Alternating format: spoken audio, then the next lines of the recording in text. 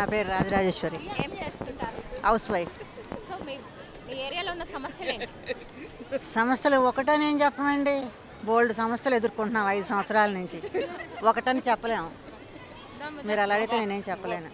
బోల్డ్ ఉన్నాయి. ఇప్పుడున్న ఈ 5 ఇయర్స్లో మీరు ఏం వైఫల్యాలు చేశారు గవర్నమెంట్లో? అసలు బయటికి వెళ్ళడానికి రోడ్డు లేదు, కారు ఉన్నా కానీ నడపలేము, బైక్ ఉన్నా నడపలేము, రోడ్డు మీద గుంటలు, వాటర్ లేదు, అసలు కరెంట్ ఉందా? మేము హౌస్ వైఫ్లమి, ఇంట్లో పని చేసుకోవాలంటే ఇదివరకు ఇలా రోడ్లు లేవు, మిక్సీలు, కరెంట్ ఉండదు. కాసేపు మధ్యాహ్నం టీవీ చూడాలి, కరెంట్ ఉండదు. పొద్దున కూడా కాస్త భక్తి ఛానల్ చూస్తుంటాం, కరెంట్ ఉండదు.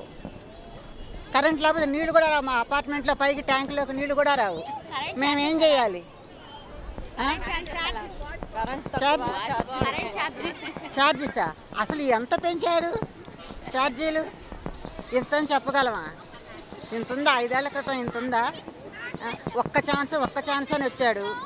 ఏం చేశాడు? ఒక్క ఛాన్స్ ఇచ్చి ఈయన కాదు, వాళ్ళ అమ్మ నానాలి, ఒక్క ఛాన్స్ ఇవ్వండి మా పిల్లాడికి, ఒక్క ఛాన్స్ ఇవ్వండి అని అన్నది.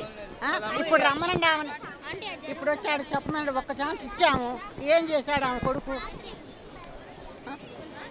నీకు ఇచ్చింది ఎందుకు? ఆయన ఏదో ముసలోడైపోయాడంట ఈయన కుర్రాడు.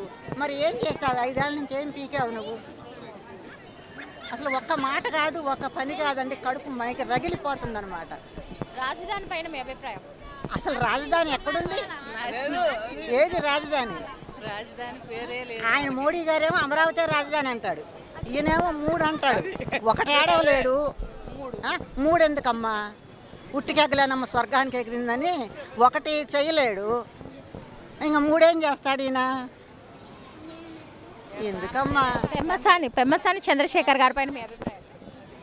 ఆయన తెలుసు, ఆమె మంచి డాక్టర్ అట. ఆయన ఈ మధ్య చూసాను, నాకు తెలియదు, నేను హౌస్ వైఫ్ని.